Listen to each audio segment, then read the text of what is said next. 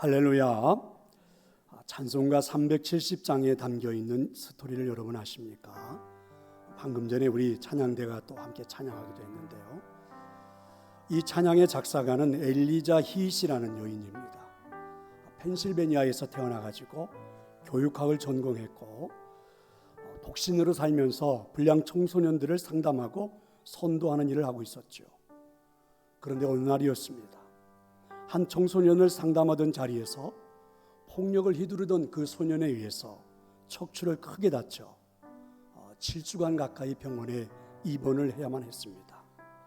병원에 입원했지만 쉽게 낫지 않는 그런 상황, 그리고 어떻게 나에게 이런 일이 일어날 수 있을까, 찾아온 고난을 이해할 수 없는 혼란스러움이 가중됩니다. 꼼짝할 수 없는 몸, 그리고 통증에 시달려야 하는 그런 마음, 또 마음까지도 혼란스러운 그 순간에, 근데 자기 병실에서 콧노래를 부르며 병원을 청소하는 그런 흑인 여성을 보게 된 거죠. 고통 속에 있었던 터라 엘리자 히일슨 참지 못하고 소리를 질렀습니다. 좀 노래를 그만 부를 수 없습니까? 이렇게 핀잔을 주었죠. 그러자 이 여인이 이렇게 대답을 합니다. 제 인생 또한 무척 힘들고 어렵습니다. 하지만 괴로울 때면 찬양을 통해서 하나님의 은혜를 경험합니다. 그 순간 히 여인의 머리를 스치는 생각이 있었죠. 아, 고난 속에서도 하나님의 은혜가 임하는구나. 저 여인을 통해서 하나님께서 나에게 찬양을 멈추지 말라고 말씀하시는구나. 자, 이렇게 깨달았지요. 그리고 이제 그때 그가 지었던 찬양의 가사가 오늘 우리가 부르고 있는 370장의 찬양입니다. 함께 해볼까요?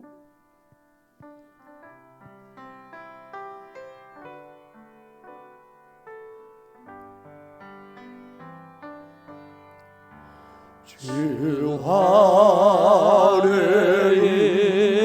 있는 나에게 한 근심 있으랴.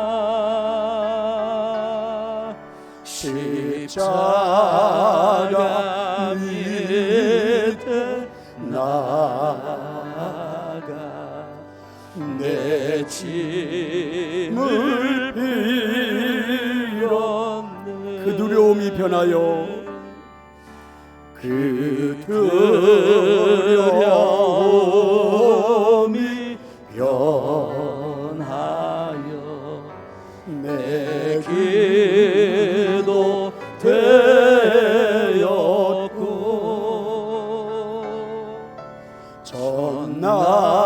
전날의 한수 변하여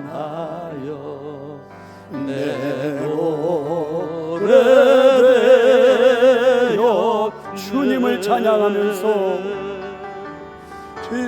주님을 찬송하면서 할렐루야 할렐루야. 내 앞길 멀고 험해도 나 주님만 따라가리. 어쩌면 오늘 예배하는 여러분들 중에도 이 찬양의 스토리에 공감하는 분들이 있겠죠. 힘든 여정 속에 있지만 그래도 엘리자 히처럼 나도 좀 찬양을 부르고 싶다, 찬양하며 살고 싶다, 또 이런 마음을 가지는 분들도 있을 것입니다. 저도 인생을 살아보지만 참 이상합니다. 왜 우리들의 인생은 그렇게 일정하지 않을까? 오늘 본문의 배경이 되는, 그리고 주인공이 되는 이 다윗은요, 아들의 반란으로 인해서 왕궁에서 쫓겨났습니다. 그리고 황량한 유대의 광야를 걷고 있는데, 오늘 우리들도 다윗처럼 우리도 유대의 광야와 같은 황폐한 길을 걸어야 할 때가 사실 우리들에게도 있지요. 그런가 하면 이로의 시간을 보낼 때도 있습니다. 이처럼 우리들에게는 이해할 수 없는 삶의 때가 우리에게 찾아오더라고요. 내 인생, 내 삶인데도 불구하고 내 마음대로 할 수가 없고 이런 환경들이 우리에게 찾아오는 때가 있더라고요. 여러분에게 지금은 어느 때입니까? 아들에게 쫓겨나 생명을 부지하기 위해 신발도 제대로 신지 못한 채 광야로 내몰려 터벅터벅 밤길을 걷고 있는 그 다윗은 어떤 때라고 말하면 좋을까요? 아마 이렇게 표현하는 게 좋을 것 같아요. 고단한 인생길. 그게 한마디로 맞을 것 같습니다. 근데 여러분, 제가 좋아하는 찬양 중에 고단한 인생길이라는 찬양도 있습니다. 다윗이 지금 처해 있는 그 상황을 그대로 표현해주는 찬양 같기도 하고요. 좀 부르기는 어려워도 가사가 너무 마음에 듭니다. 여러분 한번 다윗을 생각하며 여러분을 생각하며 이 찬양 한번 불러볼까요?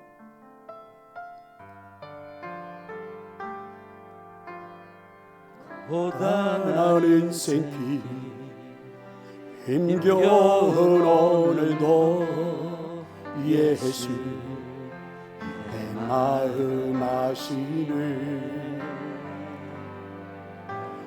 지나간 아픔도 마주할 세상도 예수 내 마음 아시네. 하루를 살아도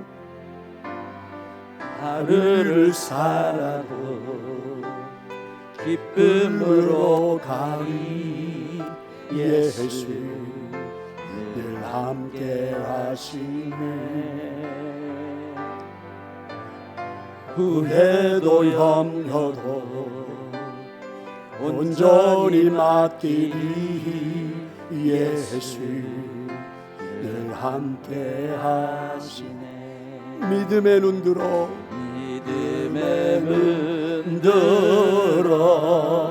주를 보리 이 또한 지나가리라. 주어진 내 삶의 시간 속에 주의 뜻 알게 하소서. 믿음의 눈 들어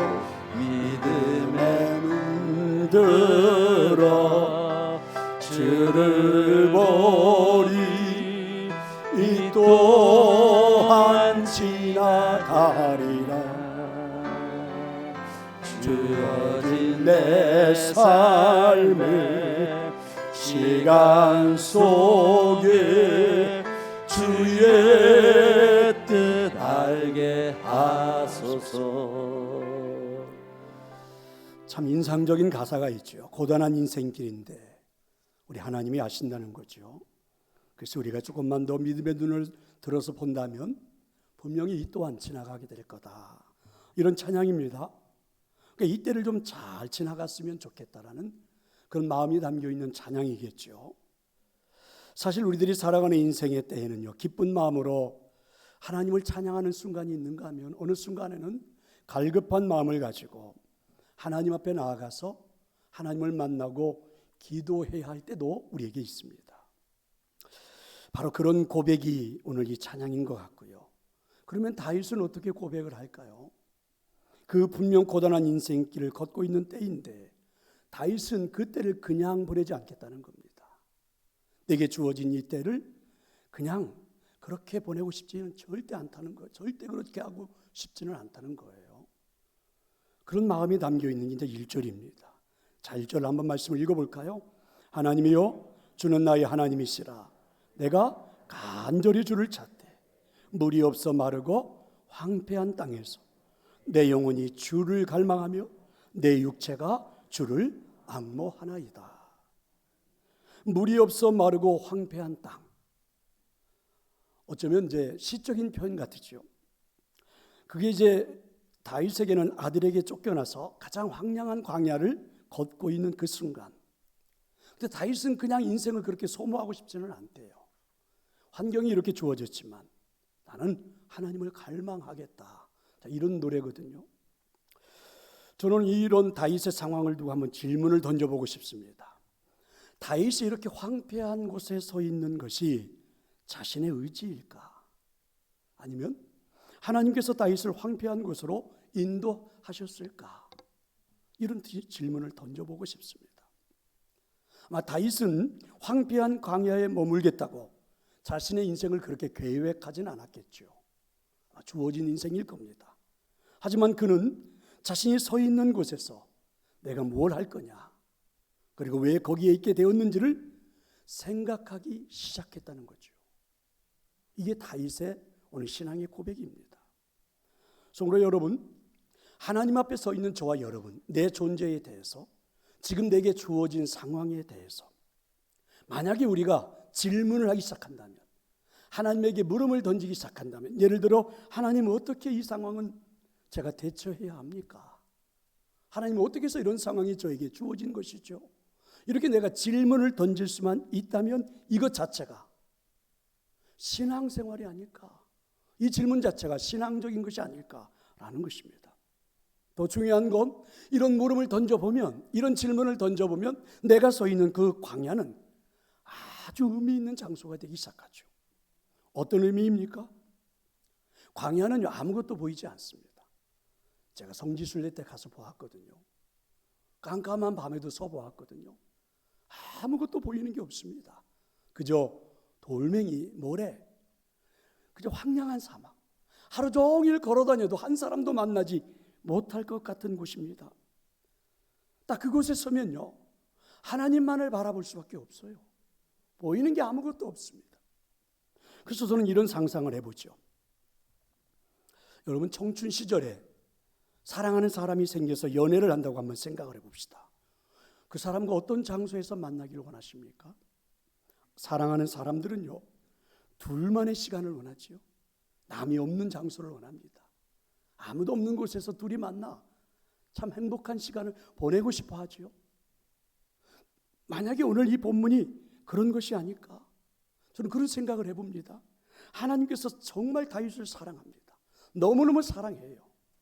그래서 하나님은 광야로 다윗을 이끌어내셔서 아무도 없는 곳에서 다윗이 하나님을 얼마나 사랑하는지 아마 확인받고 싶어 하지 않을까. 그게 오늘 본문이라고 저는 생각합니다. 그렇게 해서 만들어진 곳이 광야이지만 다윗에게는 정말 힘든 상황이겠죠. 글쎄, 아들이 아버지의 자리를 빼앗겠다고 칼을 들이대고 쿠데타를 일으켜서 밤중에 몰래 아들이 죽이겠다고 하니 어떻게 도망을 가야지. 그래서 왕궁에서 광야로 내몰린 상태입니다. 어쩌면 다윗은 아무것도 할 수 없는 순간을 맞이했어요. 할 수 있는 게 아무것도 없습니다. 말 그대로 찬양했던 것처럼 고단한 인생길인 건 분명합니다. 그런 때를 맞이한 건 분명해요. 그런데 다윗은 이렇게 주어진 인생의 상황을 그대로 끌려가겠다는 게 아닙니다. 신기하지 않습니까? 오히려 이 상황을 적극적으로 반응해요.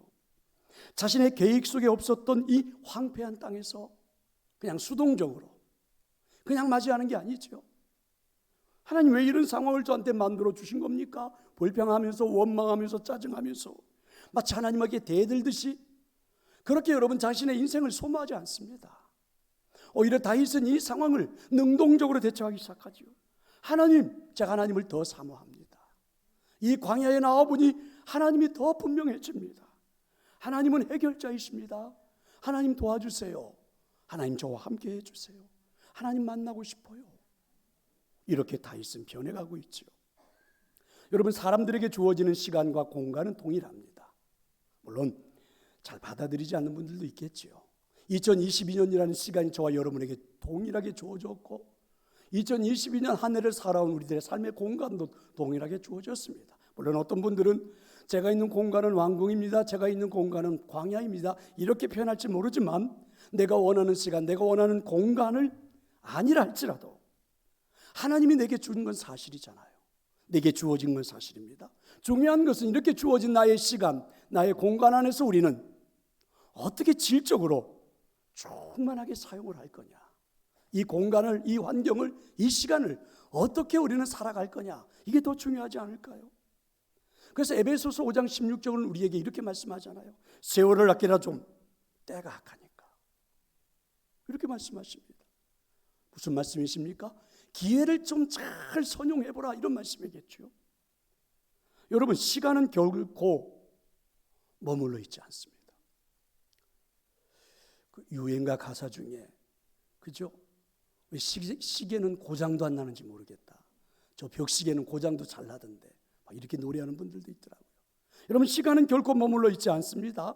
그래서 우리가 표현할 때 악하다고 말할지 모르지만, 그런데 이런 시간, 이런 세상을 살아가면서 우리는 세월을 어떻게 아낄까? 방법이 무엇일까? 다윗은 우리에게 가르쳐 주십니다. 하나님을 바라보며 좀 질적으로 충만한 삶을 사는 것은 어떨까? 믿으시기를 축원합니다. 게으르다는 것은 아무것도 하지 않는다는 거겠죠. 아무것도 하지 않는다는 것은 우리가 착각하지 말아야 됩니다. 내가 중립에 서 있다고, 가치 중립적인 가치관을 가지고 있다고 생각하는 건 착각입니다. 아무것도 하지 않고 가만히 중간에 서 있는 건 여러분 죄를 짓는 겁니다. 왜냐하면 우리가 아무것도 하지 않는 순간 악한 세상에서 영적인 침체 가운데서 인생을 살아봤자 죄를 지을 수밖에 없습니다. 그래서 여러분, 악한 세상에서 하나님을 찾지 않는 건, 빠르게 흘러가는 이 세월 속에서, 시간 속에서 기회를 선용하지 않는 건 성경은 죄라고 그럽니다. 여러분, 시간을 보기 위해서 다 같이 시계를 보잖아요. 여러분, 시간을 보기 위해 시계를 볼 때마다 나침반도 함께 보는 지혜가 필요합니다. 시계는 지금 우리들에게 바쁜 것이 무엇인지, 시간이 어떻게 흘러가는지를 가르쳐 주지만, 나침반은 우리들에게 지금 중요한 것이 무엇인지를 바라보게 해주기 때문입니다. 악한 세상처럼 보여주는 시간 속에서, 그리고 황량한 광야에 내몰려 있는 지금의 공간 속에서 다윗은 결코 그렇게 끌려가지 않겠다. 나는 적극적으로 반응하겠다. 어떻게 말입니까? 내 영혼이 주를 갈망하며 내 육체가 주를 앙모합니다. 1절이잖아요. 하나님이요, 하나님은 나의 하나님이십니다. 내가 간절히 주를 찾을 때, 물이 없어 마르고 황폐한 땅이지만 내 영혼이 주를 갈망하고 내 육체가 주를 앙모합니다. 다윗의 고백이죠. 무엇을 갈망할까요? 여러분, 그 이전에 이런 질문이 더 필요하겠죠. 다윗은 영혼이 지금 주를 갈망하고 있고 육체조차도 주를 갈망하고 있습니다. 주님을 그렇게 간절히 찾고 있습니다. 여러분, 다윗의 인생에 이렇게 갈급함이 찾아온 건 그에게 하나님이 계시지 않기 때문이 아니죠. 그의 인생의 삶에서 하나님의 소리를, 하나님의 목소리를 잃어버렸기 때문이죠. 저나 여러분도 동일합니다. 우리 인생에 찾아오는 갈급함은, 오늘 내가 인생에 열심히 인생을 살기는 살았지만 하나님의 뜻에서 벗어난 자리에 서고 보니까 갈급하지 않던가요? 그게 똑같지 않습니까? 오늘 말씀을 묵상하면서 저는 이런 생각이 들어요. 갈망이야말로 인생의 축복이 아닐까, 이런 생각입니다. 다윗은 아들 압살롬에게 쫓겼습니다. 광야를 헤매고 있는 동안입니다. 근데 오늘 우리가 부르고 있었던 노래, 들었던 말씀, 이 찬양, 시편 63편의 시를 쓰고 노래하고 있는 거죠. 심각한 갈증이 찾아온 것 사실이잖아요. 어떻게 아들이 아버지에게 칼을 들이댑니까? 어떻게 아들이 아버지의 자리를 빼앗는단 말입니까? 죽이겠다고 덤벼드는 겁니까? 그 아들과 대항할 수가 없어도 도망자가 되어버렸고, 그런 상황이 펼쳐진 거죠. 그런데 그 상황, 인생의 황폐한 상황이잖아요. 가장 갈급한 상황이잖아요. 그런데 여러분, 어쩌면 그 상황은 내가 목숨을 구해야 되는 상황이고 내 생명을 구해야 되는 상황인지도 모르겠어요. 그런데 다윗은 그 순간에 내 목숨보다도 더 소중한 분이 내 영혼 속에 떠오르더라. 내 생명보다 더 소중한 분이 내 마음속을 사로잡더라. 이게 다윗의 고백입니다. 도망자의 삶을 모면해야 될 것 같고, 생명을 부지해야 될 것 같고, 어떻게든 이 환경을 극복해야 될 것 같은데, 내면 깊숙이 바라보니 하나님이 해결하시지 않으면, 하나님이 도와주시지 않으면 이 문제는 해결될 수가 없겠구나. 내가 돌아가서 아들을 죽인단 말인가? 내가 아들과 군사를 일으켜서 싸운단 말인가? 아들에게 내가 다시 칼을 들이대야 된단 말인가? 아무리 생각해봐도 이건 물이 없는 황폐한 땅에서 다윗이 느꼈던 육신의 갈증, 영혼의 갈증은 딱 하나, 하나님이었습니다. 하나님. 그래서 다윗은 하나님을 갈망하며 기도하고 있지요. 어떻게 기도합니까? 2절의 말씀 한번 볼래요? 내가 주의 권능과 영광을 보기 위하여 이와 같이 성소에서 주를 바라보았나이다. 육신의 문제 해결을 어디서 찾습니까? 아들과의 문제를 어디에서 찾습니까? 영적인 것에서 찾았습니다.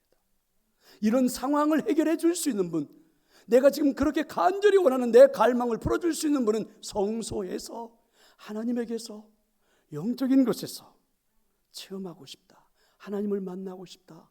이게 다윗의 고백입니다. 여러분, 아주 흥미로운 이야기 하나가 있죠. 어떤 학자가 이렇게 고백을 했어요. 우리들의 삶을 사건이 아닌 해석으로 보아야 한다.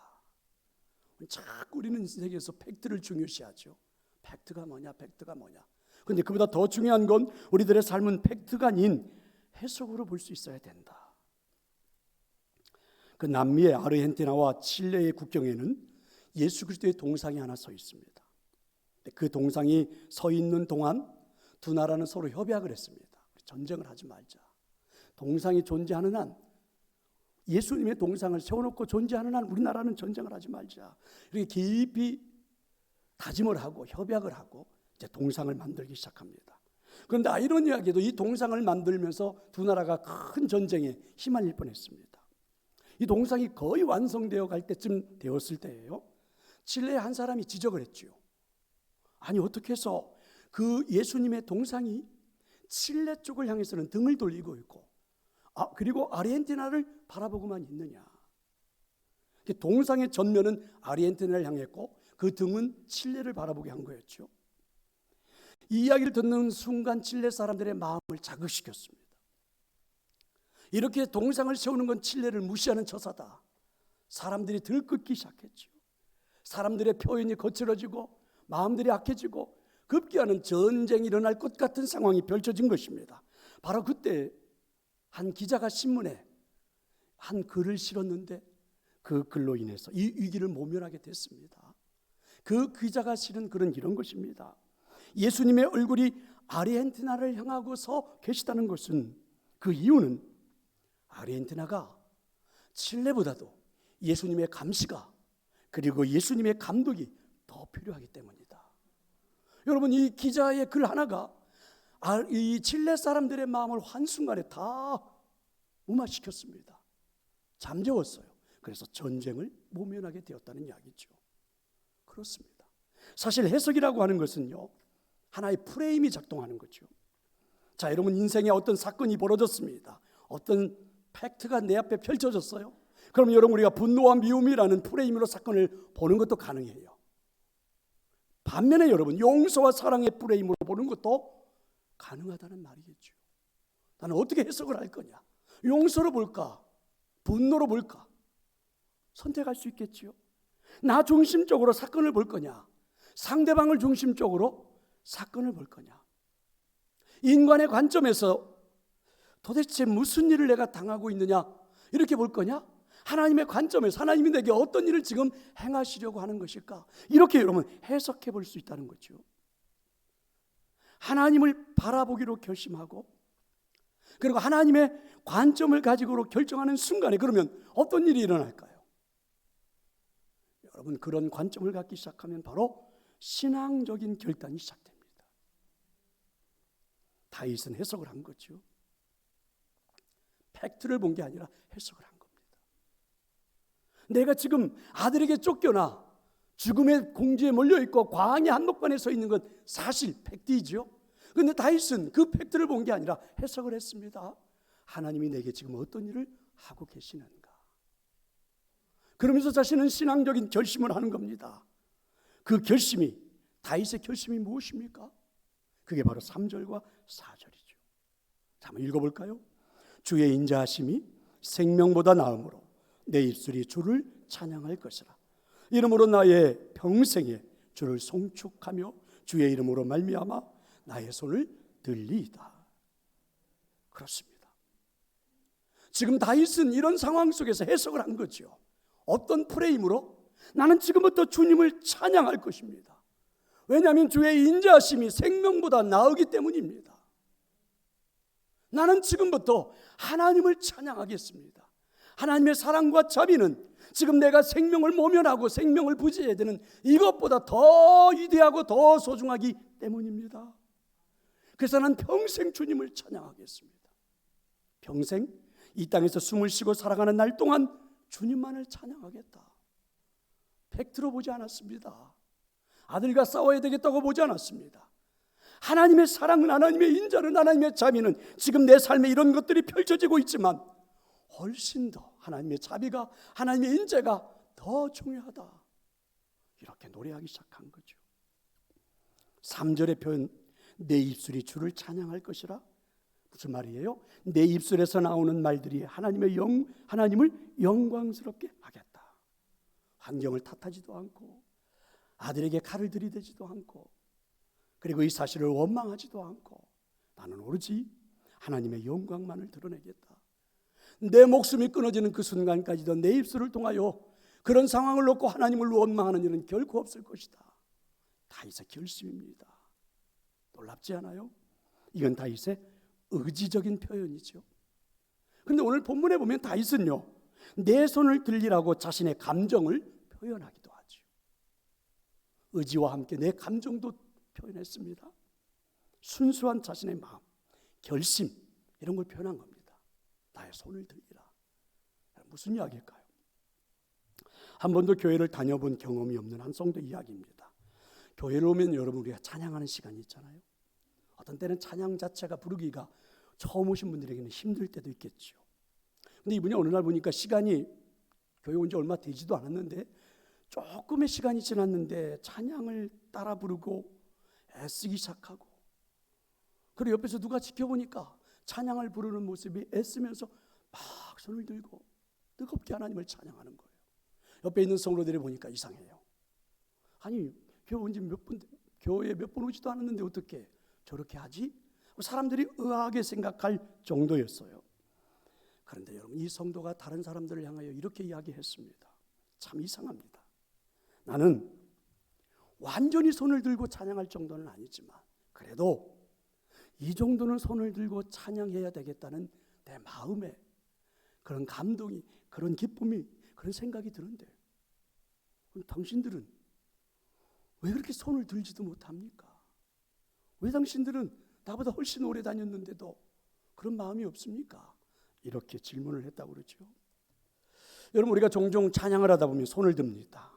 또 여러분이 손을 안 들면 앞에서 찬양하는 분들이 어떻게 해요? 자, 손을 들고 찬양합시다, 이렇게 인도하기도 하죠. 왜 그럴까요? 하나님을 찬양하고 하나님을 높여본 경험이 있는 그분들, 그리고 찬양을 부르며 그 은혜 속에 들어가 봤던 사람들은 여러분, 이상하지요? 놀랍게도 자연스럽게 손이 올라가는 걸 어떡합니까? 하나님의 은혜 속으로, 하나님의 역사 속으로 들어가 봤던, 그리고 그 찬양 속에서 하나님의 임재를 체험했던 분들은 자연스럽게 손이 올라가는 걸 어떡합니까? 하나님을 높이고 싶은데, 하나님을 사랑한다고 고백하고 싶은데 표현할 방법이 없어서 손이 올라가는 걸 어떻게 합니까? 하나님, 이 손을 통해 하나님을 향한 내 마음을 알아주세요. 그리고 이 노래가 입술에서 그치는 것이 아니라 내 삶을 통해 하나님께 드려지기를 원해요. 이렇게 할 수 있잖아요. 그런 마음입니다. 누구에게 보이게 한 것도 아니에요. 나의 신앙의 척도를 알리기 위한 것도 아닙니다. 남들이 하니까 그냥 따라 해봐야 되겠다, 그런 것도 아닙니다. 마음의 결심입니다. 마음의 결심이에요. 황폐한 가운데서, 아들에게 쫓겨난 그 광야 한가운데서, 육신의 곤고함이 찾아온 가운데서 신도 없이 광야를 헤매고 있는, 언제 죽을지 모르는 그 상황 속에서도 내 영혼이 하나님을 찾게 되었고, 거룩한 성소에서 하나님을 만나게 되었고, 그 하나님이 내 삶에 확실하게 들어오고 나니까 다윗은 의지적으로 표현한 겁니다. 나는 지금부터 하나님만을 찬양하겠습니다. 내 삶의 팩트를 입으로 간증하며 원하며 짜증내며 불평하며 살지 않겠고 하나님의 인자하심만을 노래하겠습니다. 그런 내 마음은 이렇게 뜨겁습니다 하며 손을 드는 거예요. 이게 오늘 우리가 읽은, 오늘 우리가 본 시편 63편의 말씀입니다. 성도 여러분, 저는 오늘 말씀 가운데서 다윗의 마음을 읽을 수 있을 것 같아요. 그리고 다윗의 고백이 결심으로 보이기도 하죠. 왜 다윗은 이렇게 결심을 해야 했을까요? 늘 무너지고 넘어지는 자신의 연약함과 영혼의 곤고함을 알았기 때문이죠. 자신의 삶에서 하나님을 잊고 이 자신의 육신을 살아갈 때 쉽게 넘어지는 자신의 모습을 보았기 때문이겠죠. 그리고 이제 다윗은 알게 된 겁니다. 다윗은 이제 체험하게 된 겁니다. 내가 하나님을 찬양하는 한, 내 입술로 여호와를 고백하고 있는 한, 내 손이 하나님의 영광을 위해 들려지고 있는 한 결코 나는 하나님을 떠나지 않을 것이다. 하나님을 외면하지 않을 것이다. 이게 다윗의 마음이죠. 결국 그의 인생의 곤고한 일들은 환경의 문제가 아니구나. 내가 하나님을 떠났기 때문이구나. 내 영혼의 궁핍함 때문이구나. 내가 경험하고 있는 황폐한 인생, 삭막해져 버린 이 사막 같은 나의 인생, 이거는 내가 하나님을 떠났기 때문이구나. 내 영혼이 하나님을 떠났기 때문이야. 이게 다윗의 고백입니다. 자신이 지금 사막을 걷고 있기 때문이 아니라 하나님이 내게 푸른 빌밭과 쉴만한 물가를 해결해 주셨는데 내가 사막으로 만들어 버렸구나. 하나님께서 내게 베풀어 주신 초원 위에서 살아가도록 내 인생을 허락하셨건만 내가 그 초원과 같은 인생을 삭막한 사막으로 만들어 버렸구나. 이게 다윗의 고백입니다. 그래서 다윗은 고백하면서 결심하는 거죠. 뭐라고 결심합니까? 주의 인자하심이 생명보다 나음으로 내 입술이 주를 찬양할 것이라. 이러므로 나의 평생에 주를 찬양하며 주의 이름으로 말미암아 나의 손을 들리이다. 자, 여러분, 이 말씀을 그대로 찬양으로 만든 찬양의 곡이 있습니다. 한번 불러보고 설교를 마치겠습니다. 근데 우리 어르신들이 부르기에는 조금 어려워요. 그렇지만 여러분 한번 인도하시는 분들 찬양대들이 잘 해줄 거라고 생각하고 우리는 립싱크라도 한번 해봅시다. 한번 해보겠습니다.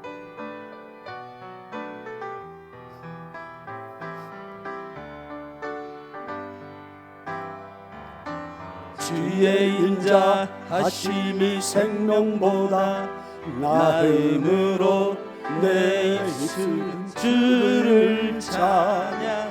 주의 인자하심이 생명보다 나음으로 내 입술은 주 찬양. 박수 치면서 이러므로 내 평생에 주를 송축하며 주의 이름으로 인하여 내 손을 들리라.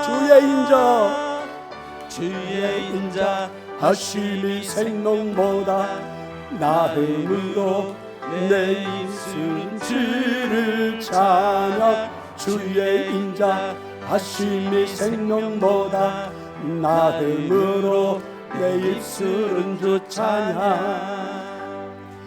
주의 더 해야